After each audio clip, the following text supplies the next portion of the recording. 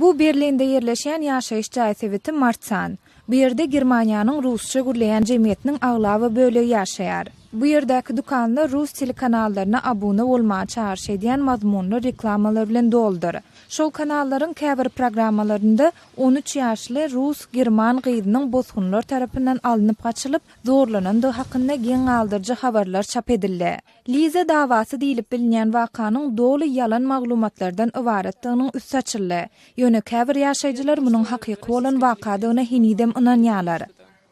Это здесь, видимо, хотят, чтобы люди все успокоились, потому что у меня самой старшие 2 дочери, мне очень страшно за них. Сейчас российское телевидение, мне кажется, настолько правдиво все рассказывает, ведь она нам не только рассказывает, она показывает, она доказывает фактами.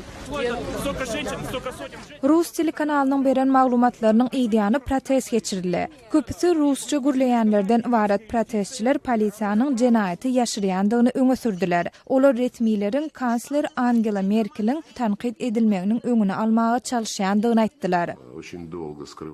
Sonra Russiýanyň daşary işler ministri Sergey Lavrov hem bu waka barada çykyş etdi. Мы работаем с ее адвокатом, он работает с семьей, работает с нашим посольством. Ясно, что девочка абсолютно точно недобровольно исчезала на 30 часов. И здесь должна торжествовать и правда, и справедливость.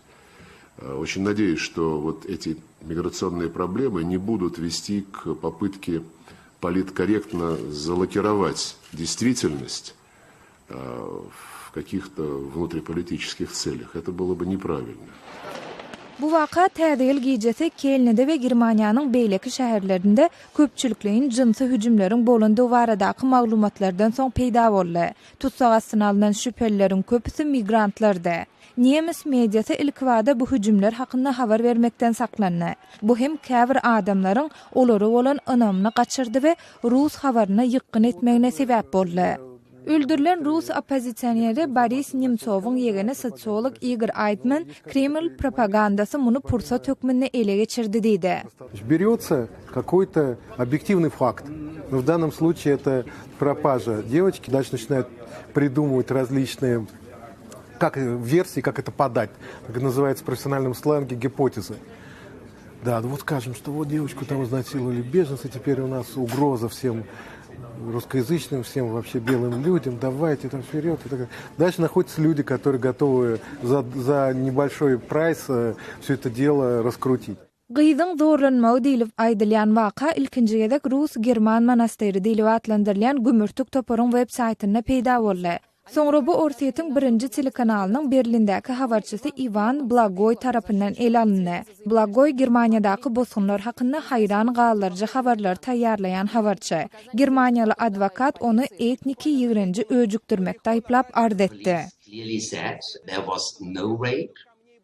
They said very clearly no rape and the girl was not taken away.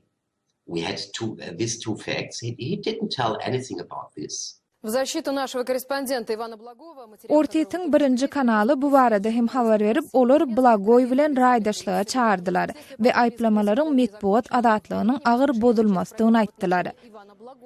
Şol bir wagtyň özünde bu wakanyň advokat Lütül üçin hem käbir netijeleri boldy. Well, I can't tell you exactly. I got murder threats. I'm under police protection. So life is quite dangerous at the moment. Gyzyň zorlanandy baradaky waka dogry däl. Wakanyň pedasy da aýdylýan bir şahs bularyň gurnalandygyny boyuna aldy. Kreml mediasy öz ünsüni Germaniýa gönükdiren wagty asyl peda bolan hakykatyň özü boldy.